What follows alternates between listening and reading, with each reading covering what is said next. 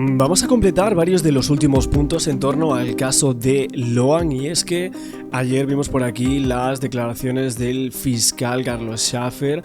Se está hablando de muchísimas cuestiones, de todas esas recompensas que hay hasta este momento y también las condenas que podrían llevar cada uno de los detenidos por esta desaparición del menor de 5 años en el momento de la desaparición, como todos sabemos, en 9 de julio en esa localidad argentina, un caso que está dando o que ya dio la vuelta al mundo y que también en las últimas horas y a raíz de la desclasificación de archivos de Epstein en Argentina están hablando por un lado de ese tema, pero también el caso Loan como que se ha vinculado, ha habido algunos analistas que han intentado como vincular y poner el ojo aquí en cada una de las desapariciones no resueltas de menores a lo largo de todos estos años, muchas muy mediáticas como fue lo de Madeleine, que hablamos de ello hace unas horas atrás, ¿no? Un reportaje que hicimos sobre todo el tema de Maddie y la vinculación que ahora dispone con Jeffrey Epstein,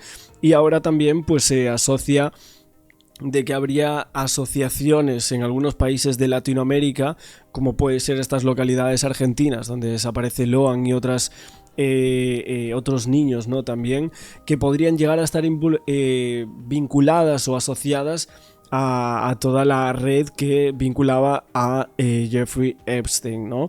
Porque sabemos, o sea, sin Epstein, con Epstein puede que sí, que sea como un vértice muy importante, pero las demás personas y puntos globales en todo el mundo creo que también son muy importantes, muy relevantes, ¿no?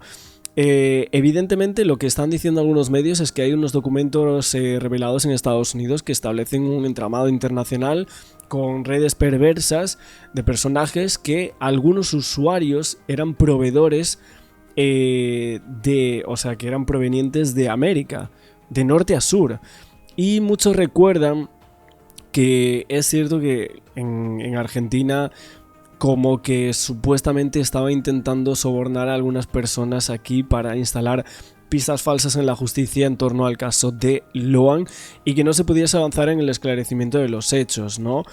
Ese tráfico que hay en Corrientes, que es un secreto a voces entre todos los locales, que hay traficantes de sustancias, pero también de menores, y todo esto recuerda al caso de Loan. No está no está tan lejos, ¿no?, de lo que es el caso de Epstein, aunque evidentemente no tiene nada que ver la red de Epstein con la red dentro del caso de Loan, ¿no? Aunque sí es cierto que las voces locales dicen que es habitual que desaparezcan niños de los cuales nunca se vuelva a saber, y el presunto final es venderlo a este tipo de redes. Pero ¿estaría vinculado de alguna forma estas redes a una red internacional como se sugiere dentro del caso de Jeffrey Epstein? Bueno, evidentemente esto es lo que se está comentando en algunos medios de comunicación, aparte de las declaraciones del fiscal Schaffer, que vamos a ir escuchando ahora un poco más de las mismas, porque entre la difusión de nuevas fotos y también esas 4 condenas que para él estarían casi aseguradas de los 17 detenidos que hay para ese juicio dentro de tan solo unos días. Exacto. Que dio prueba que se fueron con el que se fueron al día siguiente a Resistencia, sí. Entonces le repregunto, usted o judicialmente, el único y el último lugar donde está Loan, ¿es en la zona del secuestro o después hay alguna prueba de alguna otra ubicación de él? Muy buena pregunta, muy buena pregunta. Es la última prueba que tenemos de Loan, por eso decimos no sabemos qué pasó con Loan ni dónde está Loan. Por eso digo que por suerte estamos a mitad de camino, estamos por enfrentar un proceso donde las partes nos vamos a ver frente a frente, donde la familia que quiere saber dónde está Loan va a poder ver a quienes lo llevaron a Loan y le van a poder quizás dar una explicación. Quiero destacar, ahí, doctor. sí. Pero perdón, porque no quiero dejar pasar esto. ¿Se lo está buscando a Loan todavía? Claramente se lo está buscando, la instrucción la tiene la jueza Poser Penso y también la tiene el fiscal de Guzmán y la protesta. Todos están interviniendo en este momento obviamente que, digamos, se hace un trabajo obviamente más silencioso que en otros momentos, ¿no? Hay un punto muy importante, fiscal, y en esto también lo involucro a usted y a la querella representada en el doctor Alejandro Becchi y todo su equipo, y fue que hace un poco tiempo atrás los padres de Loan estuvieron en los tribunales de Comodoro Pi y por unanimidad de la Sala Tercera de la Cámara Federal de Apelación decidió que el caso Loan, la causa Loan, vamos a calificarla así, es delito permanente. Y se había planteado el non bis in idem, si es que se puede jugar dos veces, porque van a juicio por sustracción y ocultamiento, con tres jueces, uno de Formosa, otro de Corrientes, porque hay uno que ya creo que se jubiló, y un tercero que es un juez patagónico, es decir, se suma un juez también de la Patagonia, que va a estar en este tribunal ante los testigos y ante los imputados. Pero puntualmente, ¿no? En el marco de esta investigación, hacia adelante, cuando llegue el momento del juicio, quería preguntarle a usted, ¿los imputados van a estar todos presentes ahí en la sala o se va a realizar con una dinámica distinta, fiscal? Bueno, el día 27 entendemos nosotros que deberían estar todos, o cuanto menos presencial, digamos, a través de Zoom. El día que se le tome la indagatoria, el día que se dé inicio al juicio, sí vamos a pedir que estén presentes, porque obviamente que es lo que va a pedir también la querella, que ya que hablaste de Alejandro Becchi, quiero decir que está haciendo un gran trabajo acompañando a esa familia, nosotros lo estamos viendo, es un trabajo serio, el que hace tampoco hace hipótesis, digamos, trabaja con la prueba, como nosotros hasta ahora, y la verdad que entiendo yo que nosotros vamos a pedir justamente que sea presencial el día que se los tome indagatoria a todos los imputados. Y sobre la prueba, le mencionaba hace unos minutos el tema, usted lo viene mencionando también, que el nivel de entorpecimiento que hubo en esta causa es récord Guinness. ¿Cómo podría desarrollarlo? ¿Qué evidencia tiene? Porque acá involucramos a los que se han calificado como falsos Dupuy, los autopercibidos, que es esta gente que se presentaba ante la justicia, ante la policía, ante la prefectura que estaba brindando guardia ahí en ese hotel y ante los periodistas, como que ellos brindaban asistencia psicológica, asistencia jurídica y demás. ¿Cómo se va a abordar ese capítulo de lo que tiene que ver con el entorpecimiento? Y digo, ¿y no se considera también el viaje de Laudelina que hizo por la noche a Corrientes Capital para abonar la hipótesis del accidente en lo que tiene que ver con el entorpecimiento, o solo se focaliza en ese grupo que estuvo en el hotel, fiscal?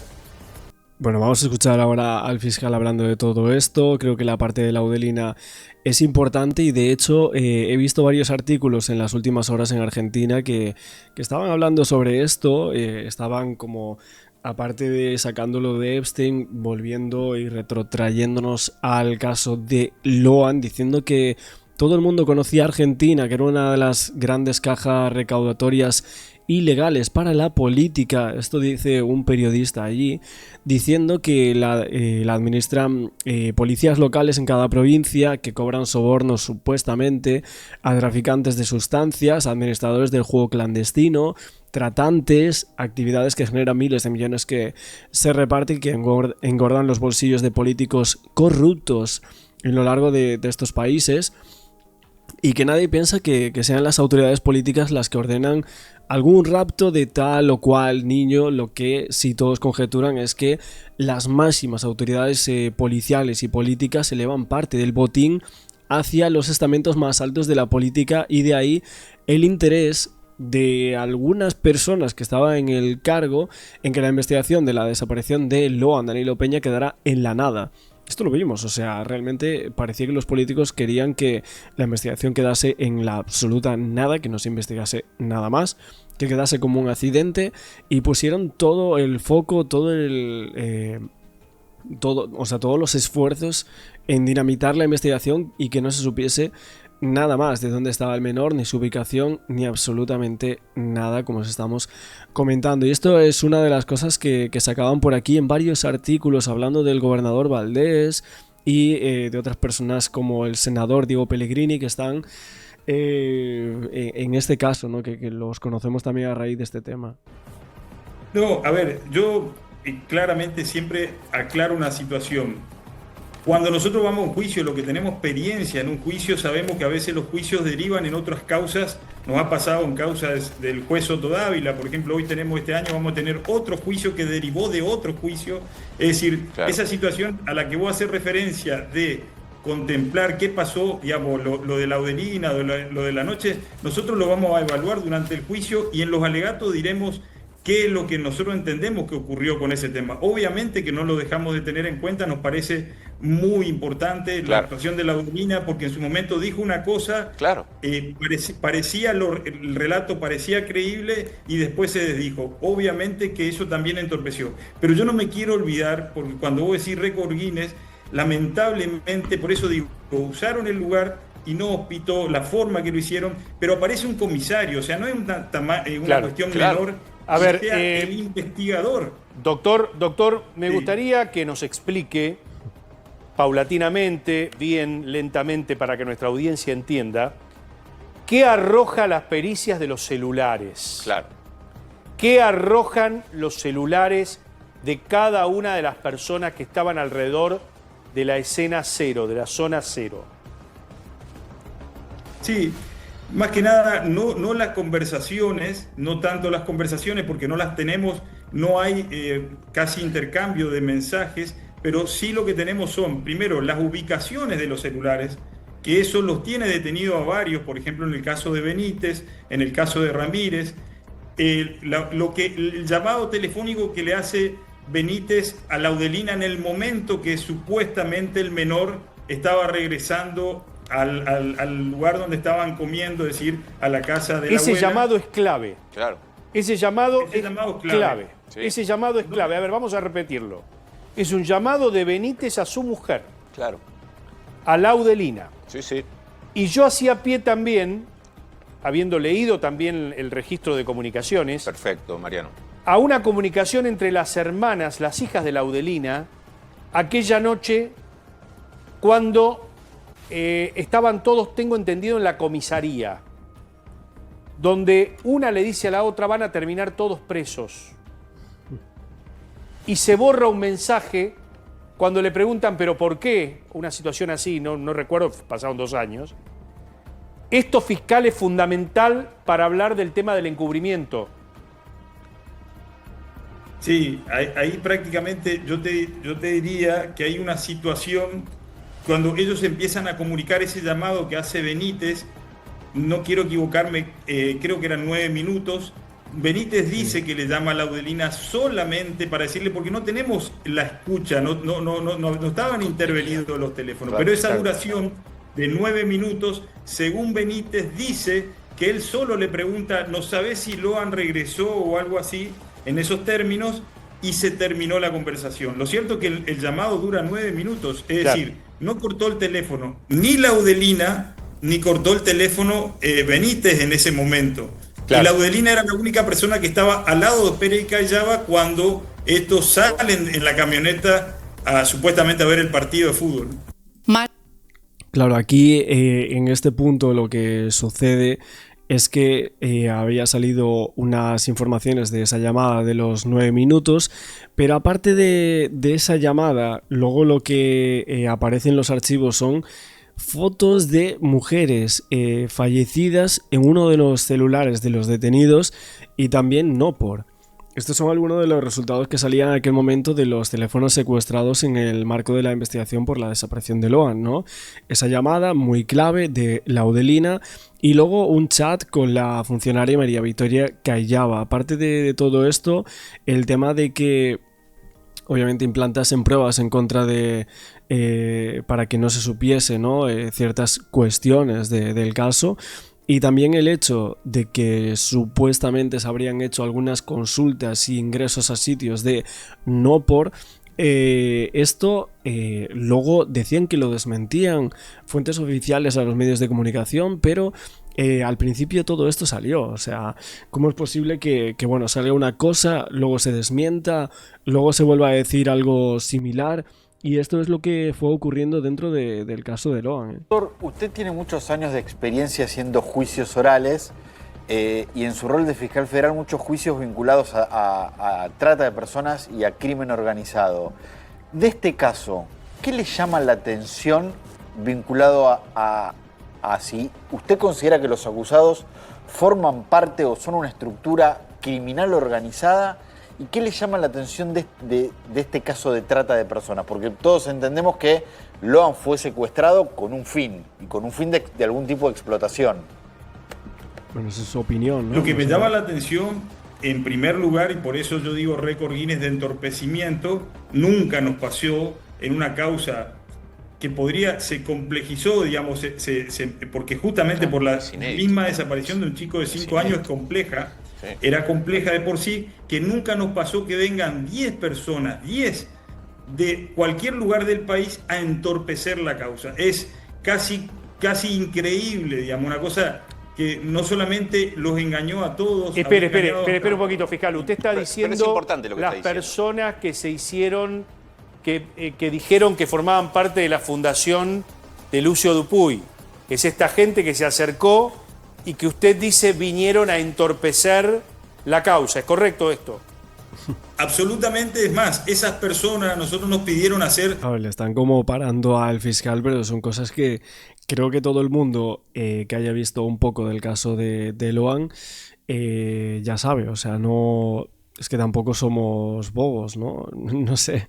Es como si estuviésemos al día 1 de la desaparición. Creo que hay que ir un poquito más allá, ¿no? Suspensiones, juicio a prueba, que son como una especie de probation, Claro. Y se termina. Nosotros nos opusimos porque entendemos que de ahí también puede salir la verdad. ¿Por qué? Porque nunca nos pasó que vengan 10 personas. Ustedes piensen que vinieron a un hotel, se instalaron en el hotel, los guardaron a los chicos que estaban en ese lugar, ese día en el Naranjal, que eran testigos importantes, y desde ahí sí hay teléfonos y mensajes de texto donde direccionan, por ejemplo, haciéndole saber al señor Dupuy, lamentablemente que fue usada su fundación, haciéndole saber que ellos estaban direccionando, haciendo detener a tal o cual persona. Sí, y había psicólogos, había psicólogos. A ver, y en el medio aparece el senador Pellegrini y el abogado Codazzi llevando a la señora Laudelina. ¿Cómo encaja esta parte de la política en esta trama? Bueno, y hasta aquí creo que también el apartado del vídeo en el cual hoy nos íbamos a sumergir un poquito también en política, porque es que el caso de Loan parece que también la coge, ¿no? A raíz de Laudelina, de esa declaración, un senador colocándolo ahí, un abogado muy legado también al poder político y colocando a esta persona con una teoría que hasta este momento y hasta este juicio es lo que se va a celebrar y es lo que se va a discutir, si realmente fue un accidente, y todo gracias también a la política, ojo, ¿eh?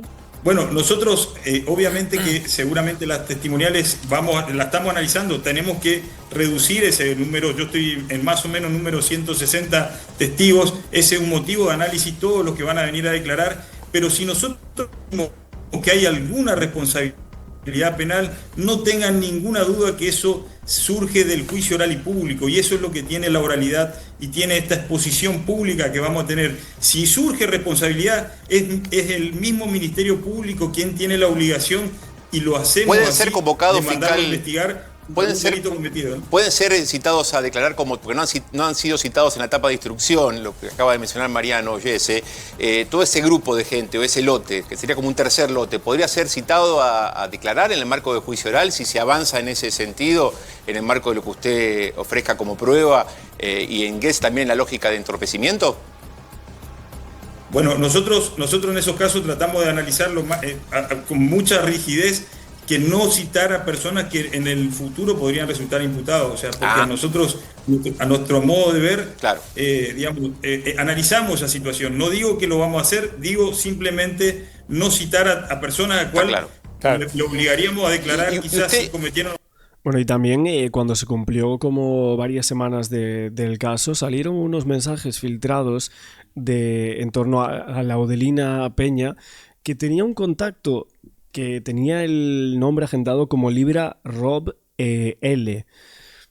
No sabemos muy bien de qué puede ser este contacto, pero básicamente este mismo contacto agendado le decía: decí lo que sabes, pensá en tus hijos, no puede perderse así nomás, refiriéndose a Loan, diciéndole como si se le hubiese tragado la tierra, y por Dios, hablen y no queden callados, Loan no está perdido. Estos son unos mensajes de WhatsApp que luego fueron borrados, pero recuperados del teléfono móvil de Laudelina Peña, que es una de las personas que ayer comentábamos que iba a ser una de las condenadas por el juicio de Loan. No, un delito. Y usted mencionando a este grupo de estas personas que estuvieron en el hotel con los menores y también con dos testigos claves como eran Camila y Macarena. Usted lo que ha mencionado, lo he escuchado también hablar de flagrancia, ¿no? Porque mucho ha quedado registrado, de hecho, en las imágenes que proporcionábamos también los medios de comunicación. Hemos aportado pruebas, fiscal, también desde el periodismo. Usted lo ha dicho. Absolutamente, y por eso les doy la nota, por eso desde Gracias. que la Le agradezco causa porque se llevó a sé el juicio- compromiso que tiene usted y sé el compromiso, usted sabe el compromiso que tenemos nosotros, porque en el marco de esa prueba hay material de A24, hay material de canales colegas, donde queda en evidencia cómo obró esta gente y todos queremos saber, como usted, fiscal, quién los envió y con qué sentido. Así que se ha trabajado en conjunto, Fiscalía con el periodismo. ¿Coincide, fiscal? Absolutamente, y quiero agradecer y felicitar al trabajo de los periodistas, porque realmente yo soy una persona de puertas abiertas al periodismo serio, que trabaja, que intenta buscar la verdad, y eso surgió a partir del trabajo de ustedes. Yo Gracias. sinceramente lo quiero decir porque yo lo convocaba y cuando decía que había una prueba que era en flagrancia, era porque ellos prácticamente en los mismos medios estaban diciendo, había uno que decía, yo soy abogado tal, y cuando uno miró la matrícula no tenía no era nunca. Qué va. ¿Te acordás, Mariano? Se los han entrevistado. Se los han entrevistado. Había psicólogos, estaban en ese hotel. Yo le quiero hacer, fiscal, una pregunta incómoda, que es la pregunta que se hace la gente que nos está viendo a esta hora, muchísima gente, 11 menos 5 de la noche en todo el país. Y es, para usted, con la mano en el corazón, ¿hay algún integrante en primer grado de la familia de Loan que está en el ojo de la tormenta? ¿O que puede estar sospechado de haber colaborado? Aparte de la Audelina, claro. A nosotros nos llama mucho la atención la actuación del falso yankee, le llamo yo, ¿no? Es muy llamativa la aparición de esa persona en el lugar de los hechos, es muy llamativa su forma de proceder. Bueno, pero la pregunta iba en torno a la familia, ¿no? A la familia de Loan. Suponemos que al padre, a la madre, a los hermanos, a sus tíos, a sus primos, ¿no? A toda esa familia Peña Noguera, si realmente podía haber alguien en el ojo del huracán, porque aparte de las sospechas de que esto era una red muy grande y que no solo es Loan, sino que eran más niños, y es por eso que el caso se hace tan mediático, porque de fondo se sabe que hay algo más, y por eso, bueno, empecé mencionando a Epstein, porque era un poco similar en algunas cuestiones, ¿no? Por poner ese ejemplo también de lo que se está hablando de otros casos de desaparición en el mundo que firmaron de esta manera, y que obviamente ese juicio que va a comenzar dentro de unas semanas, ojalá se pudiera poner el foco en alguna de estas cuestiones que muchos de vosotros ya me estáis empezando a comentar, ¿no? En cada uno de nuestros vídeos, pero es cierto que aquí esquiva un poco la pregunta, ¿no? El fiscal no quiere decir mucho del tema de la familia, porque era una pregunta bastante jugosa, ¿no? Vamos a decir, en torno al caso, porque en muchas ocasiones creo que ha habido periodistas especializados en este tema que han puesto el foco en algunas personas muy mediáticas y muy cercanas a Loan, ¿no? Como hermanos o como incluso sus propios padres, ¿no? Y hasta ahí un poco esta parte, ¿no? de la pregunta, aunque la verdad este reportaje con el fiscal, con algunos puntos de la fiscalía y imágenes de la familia y demás, creo que está bastante logrado, y que nosotros por aquí vamos a ir comentando día a día. Lo que podemos decir es que aparecen personajes constantemente nuevos. Yo no sé si no viven una realidad paralela muchos. Yo creo que viven una realidad porque se creen lo que dicen, no es que no se lo creen. Hasta se lo creen lo que están diciendo.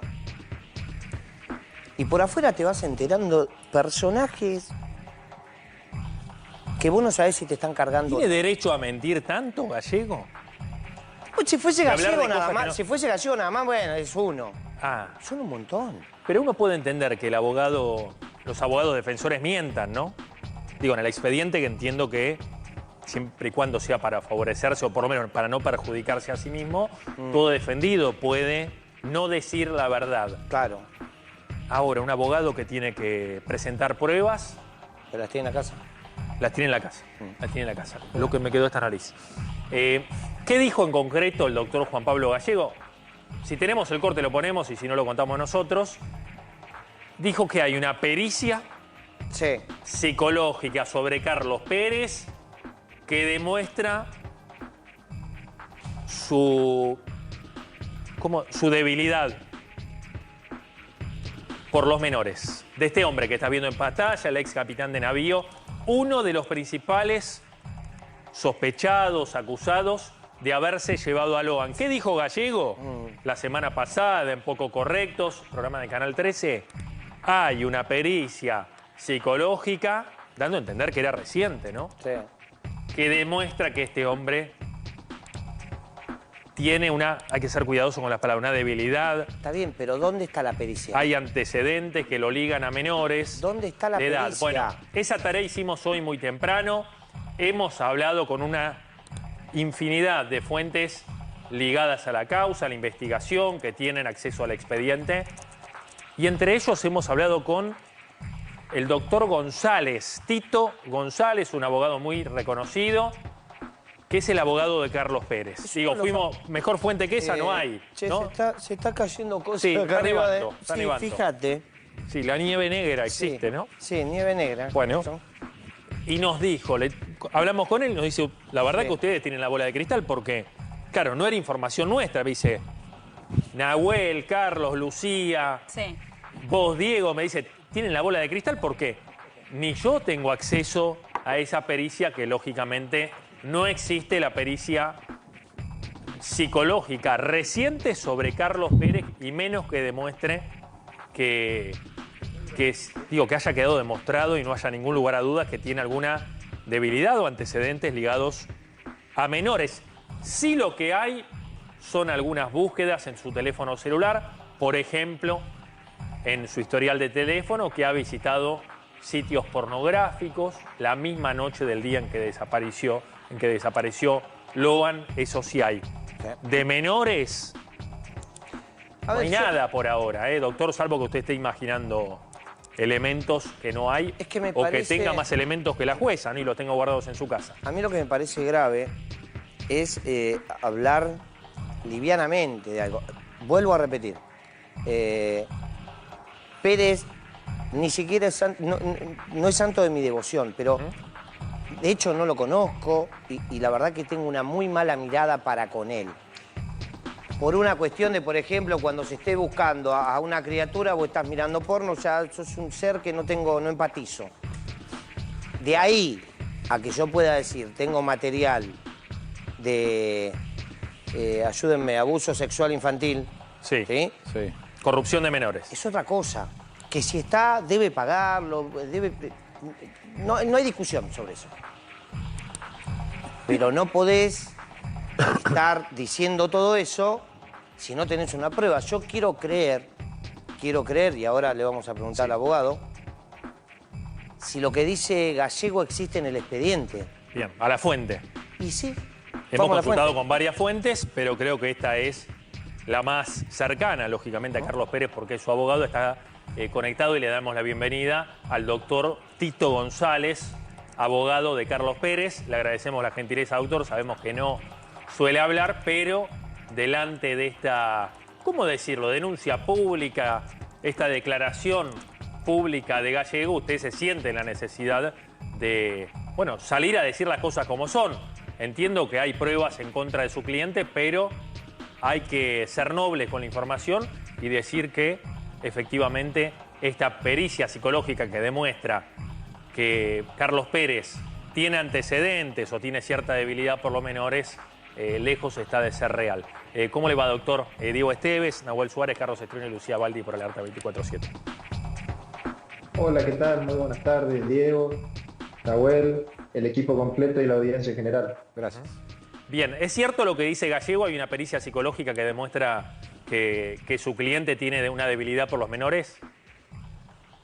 Mire, como se lo dije hoy a la mañana, Diego, usted tiene la bola de cristal porque yo todavía no vi ni siquiera una orden para que se realice un tipo de pericia psicológica orientada a determinar si tiene algún tipo de afección o inclinación hacia los menores, el señor Carlos Guido Pérez. ¿Es un No así. pedófilo su cliente?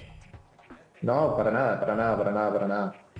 Para nada, es totalmente erróneo lo que está diciendo el doctor Gallego, quien yo respeto, no tuve el gusto de poder charlar, pero como también lo dijo Nahuel, me pareció escucharlo hablar con tanta soltura respecto a algo que no se puede probar, por lo menos en esta instancia, debe ser mirado con lupa y tomado con pinzas. ¿Le hicieron alguna pericia a su cliente dentro del expediente, en las primeras horas, al momento de encarcelarlo?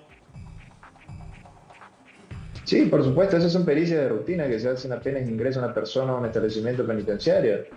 Si está hablando de una nueva pericia que ya tiene un resultado, la verdad ni Carlos Guido Pérez mismo sabe que existe esa pericia. En el último tiempo no se realizó ninguna otra. Y usted como abogado, doctor, tendría que estar anoticiado. Por supuesto, por lo menos respecto a una orden de que se va a realizar una pericia de ese estilo, y no existe eso que dice Gallego, una pericia, y bueno, y categoriza a Pérez dentro de esta idea o posibilidad de tratarse de una persona con un perfil de pedófilo, no existe. ¿Y qué dice la pericia que le realizaron previamente al momento, digamos, de evaluarlo psicológicamente para que estuviera detenido? No imagino que el mismo servicio penitenciario, ¿no?, ordena este tipo de pericias para perfilarlo a él como recluso. Claro, por supuesto, esto para determinar si la persona padece alguna, digamos, psicopatía o algún rasgo psicopático que no lo tiene, si es violento, si es agresivo, si tiene problemas de convivencia con otras personas, y no. Carlos Guido Pérez es una persona como usted, como yo, como cualquier otra. ¿Y por qué, doctor Carlos Estrione, por qué cree usted que el doctor Gallego hace correr estas versiones? ¿Qué tal? ¿Cómo le va, Estrione? Un gusto. Bueno, mire, le voy a comentar una frase que la escuché y creo que es la más acertada, donde todos somos impunes al hablar del otro e inmunes cuando el otro nos habla. ¿Qué quiero decir con esto? El hablar por hablar no nos va a llevar a nada. No tenemos pruebas y Gallego mismo lo sabe. No existen evidencias y por lo tanto apunta contra cualquiera, no solamente contra Carlos, ya lo apuntó apuntó en reiteradas oportunidades contra Ramírez, Millapia, Benítez. Sí. Pero por eso le pregunto, Tito, disculpe que insista, ¿con qué fin? Y ausencia de pruebas, se están quedando sin tiempo, justamente tienen que resolver la situación procesal, no quieren que ninguna persona que se encuentre imputada o investigada quede liberada de cualquier tipo de investigación. Y bueno, cada uno cumple con su rol, pero para cumplir con el rol, primero hay que cumplirlo dentro del margen de la ley y segundo, por lo menos en esta etapa y dependiendo, obviamente, cada rol que tenga uno, defensor, abogado, querellante, etcétera, bueno, cumplir en base a las herramientas o elementos que tienen. En este caso, como no existen elementos probatorios suficientes para poder afirmar que existe, bueno, por lo menos en Carlos Guido Pérez, algún tipo de perfil orientado a la pedofilia, que no existe. Claro. Doctor, Lucía lo saluda, ¿cómo está? En la nota que le hizo Guillermo Andino a Gallego, comentaban esto de que Cayllaba y Pérez eran intocables, ¿no? Que no se habían hecho pericias en la parte de atrás de su casa, en la laguna, en los terrenos. ¿Eso es cierto? ¿Qué tal? Buenas tardes. Buenas tardes. No son intocables, son personas de un pueblo, al igual que cualquiera otra. Son personas comunes y corrientes, no son intocables, no tienen ningún tipo de beneficio político, económico, de ninguna forma. Se hicieron todas las pericias que debían realizarse, quiero hacer una aclaración porque hizo mención a una laguna, esa laguna no está dentro de ninguna de las propiedades de Carlos Guido Pérez o María Victoria, que únicamente son dos, la casa y un campito de 4 hectáreas. No son miles de hectáreas, son 4 hectáreas. Únicamente esas son las dos propiedades que tienen y se realizaron todas las pericias habidas y por haber dentro de ambos inmuebles. Es interesante Sí, contraponer, claro. digo, todas las informaciones que hemos dado desde hace más de 5 meses, ¿no? Sí, también, con el perdón, doctor González. lo que había dicho Gallego la semana pasada, ¿no? Esto de que no había sido investigado por completo el terreno de Cayllaba y de Pérez, que es lo que está desmintiendo el doctor ahora. Claro, ya quiero llegar al punto que ellos en ese terreno no tienen ninguna laguna. Es un campo digamos, como lo dicen acá, es pelado, no tiene nada. Tiene Claro. un cercado y una casa que también se peritó, una casita, una casilla. Está bien, y en un momento dicen que en una de esas casillas o en uno de esos lugares había restos de cal y no fue allanado ese lugar. ¿Eso es cierto, no es cierto? No, disculpa, te interrumpa, no es cierto eso, son en inmediaciones. Se encontraron restos de cal y velas cerca de una laguna que estaba cerca del campo de María Victoria, que ni siquiera, digamos, no tiene el título de propiedad, está en trámite. No es que tampoco tienen miles y millones de hectáreas ni miles de propiedades, son pocas, 2 únicamente. ¿Y qué es lo que te dice tu asistido o tu ahijado procesal con respecto a las pruebas de olor, con respecto a la camioneta, al auto? ¿Qué es lo que te dice? Hay muchas cosas para tratar. Más que nada, al igual que cualquier otra persona que lo escuchó a Carlos, surge la incógnita de por qué tenía miedo de que les planten pruebas, porque cualquier persona normal no tendría esa idea en la cabeza de que por qué me están por introducir pruebas. En sí, todo surge a partir de declaraciones periodísticas de otras personas de la localidad que apuntaban hacia ellos, que no decían directamente tienen cosas en la camioneta, sino que realizaron cosas con las camionetas, a modo de ejemplo, de que se habían ido en la camioneta corriente y después que no, que habían lavado la camioneta y después que no, que la tenían escondida, que no la tenían escondida. Entonces todas estas versiones que se hacían públicas por la autoridad de la causa y la envergadura en sí de la causa mediática, obviamente generaba cierto miedo. Y en base a ese miedo surge esta preocupación de la posibilidad de que lleguen a hacer algo. ¿Y por qué crees, por ejemplo, también que a ellos se los pone o se los ubica en la investigación como uno de los ejes de lo que ha pasado o lo que supuestamente habría pasado con Loan? Y a lo que voy, por ejemplo, que cuando a él le hubiese convenido aceptar quizás un accidente. Entiendo que él dice que no hubo accidente. Tratemos 2 puntos por separado para dar una respuesta. Sí. En primer lugar, vamos a descartar con la más corta el tema del accidente. Como abogado penalista y que litiga también en el ámbito, la posibilidad de que exista un accidente es la mejor vía para que ellos puedan llegar a salir. Total. Pero no existió tal accidente, no van a mentir. No existen las pruebas, por lo menos hasta el momento demostraron que no hubo ningún accidente. Se realizaron varias pericias mecánicas en el vehículo en sí y descartaron la posibilidad de un accidente. Está bien, Siguen realizándose, eso sí, para descartar absolutamente la posibilidad. Eso por un lado.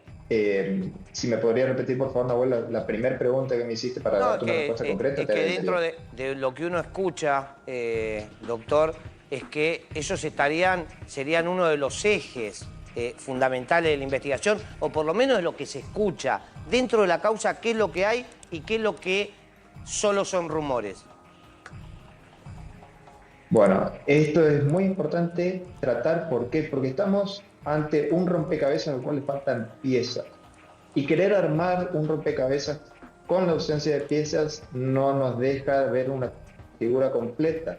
Entonces, al estar faltando piezas, que bueno, cada abogado, deduzco yo, tendrá su teoría del caso y tendrá su idea de qué es lo que sucedió, al faltar estas piezas no podemos tener una imagen clara, no podemos tener un hecho. ¿Por qué? Yo les hago esta pregunta: ¿de qué manera o de qué forma, en un hipotético caso, aparece, o en verdad sí, desaparece del Naranjal Loan y aparece en una camioneta de Carlos Guido Pérez y de María Victoria? Si tanto José como Catalina vieron a Carlos y a María Victoria retirarse del lugar.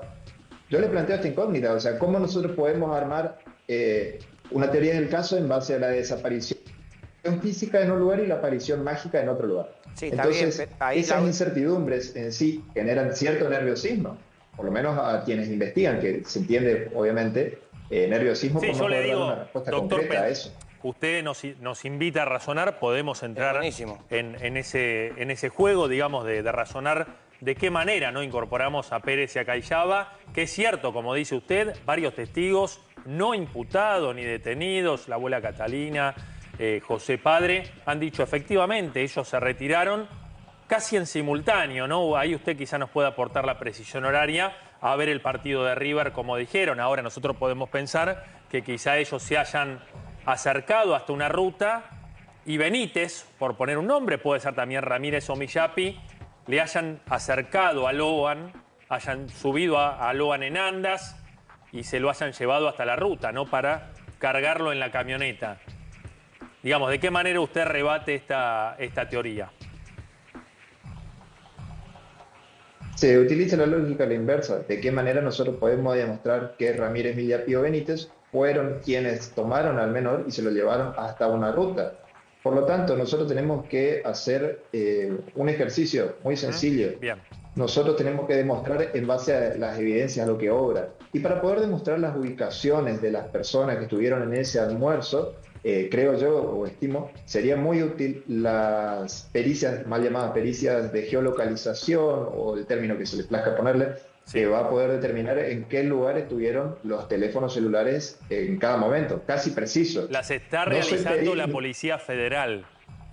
Un equipo compuesto por 10, digamos, investigadores o peritos muy buenos, de los mejores del país, que están haciendo ese entrecruzamiento. Ahora, no me queda claro, porque al menos en la previa, salvo que este personal cuente con otro tipo de elementos, pero uno entiende que va a trabajar en base a los elementos ya recabados, yo escuché a varios expertos decir, no son precisas las geolocalizaciones, dan ubicaciones muy vagas. Ahora, salvo que usted me diga, y confiado en la inocencia de sus clientes, que esa pericia sí pueda salir y efectivamente se demuestre que no estuvieron donde dicen, ¿no? Su defendido, perdón, Carlos Pérez. Bueno, eso es cierto. Mire, yo no soy perito, no soy especialista en el rubro. Tengo entendido que sí puede existir un pequeño margen de error, pero tengo la esperanza de que con suficiente certeza pueda por lo menos demostrarse el recorrido que tuvieron Carlos y María Victoria, que en cierto modo, en base a otras pericias que ya se han realizado, demuestran. El punto crucial se encuentra en horas posteriores a la desaparición del menor, ya que el resto del recorrido de Carlos y María Victoria, que fue muy cuestionado en un momento de por qué se fueron del lugar y después por qué se fueron a Corrientes, está trazado por la ubicación geográfica de los teléfonos y por cámaras y videos de seguridad, cámaras, videos y grabaciones, justamente de los lugares en los cuales habían concurrido, las farmacias, carnicerías, laboratorios, centro de atención médica, entre otros. Ese punto es interesante, porque se habló un montón acerca de esa visita a un centro de atención, entiendo que es como una sala de atenciones primarias de 9 de julio, de María Victoria Cayaba, que finalmente una testigo que estaba en el lugar lo ve a Carlos Pérez, ¿no?, en la parte exterior, esperando a María Victoria, una consulta que entiendo dura 45 minutos, con una enfermera que resultó ser amiga de María Victoria Cayaba y testigo de casamiento, ¿no?, de Pérez y María Victoria. ¿Qué le dice su cliente respecto a esto? ¿Qué lectura tiene usted? Estamos viendo en este momento las imágenes, ¿no?, de la camioneta, efectivamente la camioneta que horas después Carlos Pérez le dejaría a Maciel, ese es otro punto, lo llamaría, preocupado porque le planten pruebas y deja en manos de Maciel, ¿no?, la camioneta que hace todo mal, como hizo básicamente en la causa, y ni siquiera le pone faja de seguridad, ¿no?, la camioneta que queda, bueno, a la intemperie en la comisaría de 9 de julio. Pero concretamente, respecto a estas imágenes en esta sala de atenciones primarias, ¿qué le dice Carlos Pérez? ¿A qué se debió? No, eso por un resfriado, en verdad. No quiero errar el término, porque uno cuando utiliza, digamos, otras palabras con unos términos quizás muy específicos, capaz podría decir gripe, resfriado o alguno similar. Por causa de alguna enfermedad o una gripe, pongámosle. ¿Está el certificado médico? ¿Ha quedado asentado el motivo de la consulta en el sanatorio? Recuerdo un registro, ¿no?, pero que solamente marca el horario. Sí, únicamente eso existe como registro y después, bueno, la inyección que le dio la enfermera, que eso también es una cuestión que no se controvierte. Fue justamente a una salita a ser asistida, no hay nada fuera de lugar. ¿Y por qué no bajó Pérez? Respecto a eso, lo único que me... Y la espero afuera únicamente. No veo cuál sería la obligatoriedad de que baje sí o sí con ella o que suba sí o sí con ella. Usted podría ir tranquilamente a una consulta médica con su pareja y no Sí, necesariamente... no, si tiene fuera que acá en la bajar ciudad de o Buenos esperar. Aires, uno entendería que uno se queda en el auto por cuestiones de estacionamiento, ¿no? Que es más complicado. Ahora, ahí imagino que habría lugar para estacionar y si ella se sentía mal, no sé, yo en lo particular hubiese acompañado a mi pareja si es que se sentía mal. Pero bueno, son cuestiones de Pero ¿cuál es? interpretación y Sí. no son una prueba, ¿no? Al fin en contra Doctor, de Pérez. Doctor, ¿cuál es la hipótesis suya? ¿Qué pasó con Logan? Bueno, hay una hipótesis que en sí adelanto, pero no quiero justamente hablar sin todos los elementos para poder demostrarla, de la posible intervención de otras personas no habidas hasta el momento. Y quiero vincular a la posibilidad de que estas personas no habidas hasta el momento tengan o no algún tipo de, o sea, descartar o acreditar la posibilidad de que estas personas habidas o no tengan algún tipo de vínculo o relación o algún tipo de interacción hayan tenido con la policía de 9 de julio, que tuvo, ustedes ya lo habrán visto, un desempeño bastante flojo para la entidad de la causa en sí. Toda la labor investigativa del Fuero Provincial fue muy cuestionada y con justa razón, pero yo no voy a hablar de algo que yo por lo menos hasta este momento no puedo demostrar. No quiero hablar de cosas que yo no puedo demostrar. Doctor González. Hasta el momento. Sí, claro, clarísimo. De hecho, hay otros letrados también tienen una teoría similar a la que usted está esbozando. ¿Cuál es, Carlitos? Digo, pasémosla en limpio porque el doctor quiere ser gente tomarse su que no recaudo. está detenida todavía, que en realidad tiene responsabilidad en la desaparición de Logan. Se basaría, Carlos, en la modulación. Logan apareció asustado, pero con vida. Sí, Esa. no lo diga usted, doctor, si no se entiendo, digamos, porque también lo que le pedimos a Gallego, que es ser riguroso con la causa, se lo vamos a pedir Lo que también a pasa usted. que esa Pero es una teoría. Digo, para desarrollar, no sé si el doctor, si no es así, doctor, pónganos un freno, pero había una teoría del caso que refería a que la propia policía, pero en el marco de un secuestro era esa versión, que en el marco de un efectivo secuestro de Logan, en algún momento interviene la policía. Y para no usar el término, ya nos hemos metido en un brete con eso, de una mexicaneada, ¿no? Como se habla vulgarmente. Sí, pero es no lo vamos lunfardo a utilizar. argentino, no es despectivo. Bueno, pero está bien, pero no lo vamos a usar más porque nos han hecho saber que molesta, y con justa razón. Pero básicamente que la policía habría robado a los captores de Logan, se habrían hecho de ese botín, ¿no? Que era el menor, para hacer ellos el negocio. Un poco va en esa línea, doctor, lo que usted está esbozando. Y bueno, Diego, mira, con algo yo coincido, tanto con vos y con el equipo. Hay que tener mucho cuidado con los términos y las cosas que se pueden llegar a decir al aire. Primero que nada, para no distorsionar la información y segundo, para no generar falsas expectativas. Está bien. Ahora bien, esa línea o vía, la cual vos haces mención, no es algo que yo podría llegar a descartar. No la sigo directamente, pero es otra vía u otra hipótesis que podría llegar a trabajarse un poco más en profundidad. En cuanto a la intervención de varias personas que puedan o no formar parte o haber formado parte de la policía de Corrientes, no tenemos que pasar por alto que hubo un comisario del Departamento de Delitos Complejos que, bueno, fue bastante reticente durante su declaración testimonial. Rodríguez. No quiero realizar ningún tipo de acusación directa, pero en sí es llamativo en cuanto al por qué no quiere reconocer algunas cosas que por lo menos son indubitables. Llama la atención. Como por en sí ejemplo. También no podemos... bueno, no quiero... Respecto de los audios que se habrán circulado ya con la Adelina, cualquier persona común escucha primero una voz y después escucha otra voz y dice son prácticamente iguales. No hay forma de decir, por lo menos el común de la gente, yo me incluyo dentro del común de la gente porque no me considero un experto, por lo menos en la distinción de voces. Tampoco sé si pueden o no adulterar, utilizar algún tipo de inteligencia artificial, pero por lo menos en principio parecería que son las mismas personas. ¿Y por qué no reconocería si no está haciendo nada fuera de lugar? Está llevando adelante un interrogatorio para saber qué sucedió con el niño o por qué la Adelina había ido a Corrientes. En sí eso es llamativo por un lado. Y por otro lado, quiero aprovechar esta situación para tratar un punto que se está pasando por alto en sí, que es también la violación de la cadena de custodia del teléfono de Carlos Pérez. Sí, completamente. ¿Por qué se prende el teléfono el Departamento de Delitos Complejos si ese teléfono tenía que estar secuestrado, no existía ninguna orden judicial para que se lleve adelante cualquier tipo de pericia? Es más, las pericias posteriores realizadas por la Policía Federal Argentina demostraron que ese teléfono fue modificado, adulterado o bien en sí ultrajado en cuanto a su indemnidad y por lo tanto no sería una evidencia concreta. Se borraron cosas que podrían llegar a servir para exonerarlo. Ahí es donde voy, doctor. Porque, a ver, más allá y desconociendo la causa en lo profundo, uno entiende que todo eso va a pedir nulidades usted como abogado.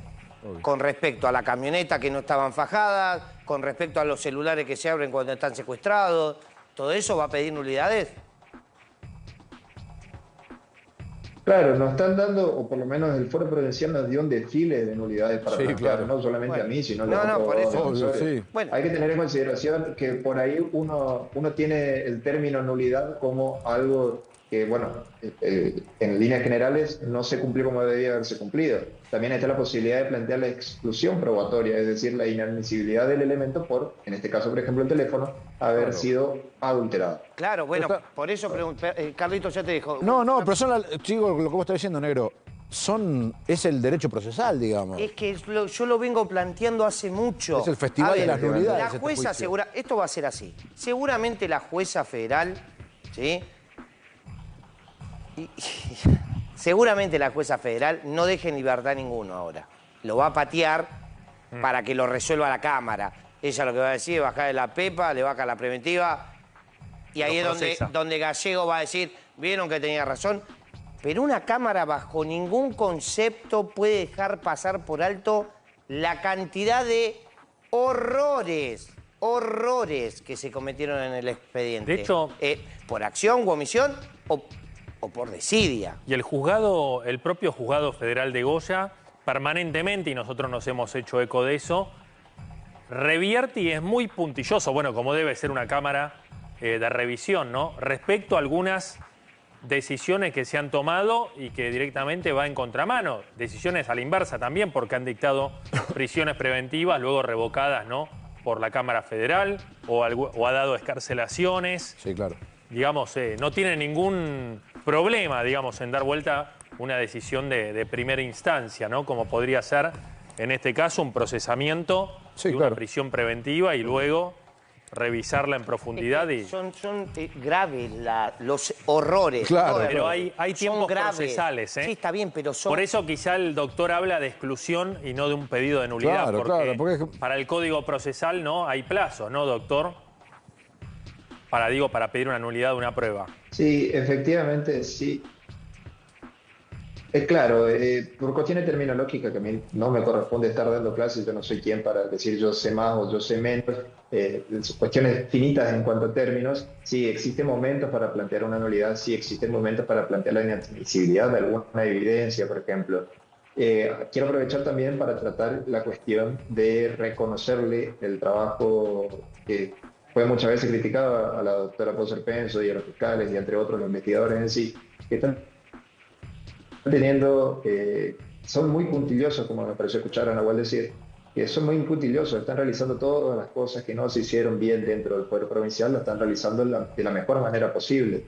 Por lo menos, analizándolo bajo la lupa, no nos dan margen a hacer mucho planteo, por eso hasta el momento no hubo ningún planteo interesante de ninguno de los abogados.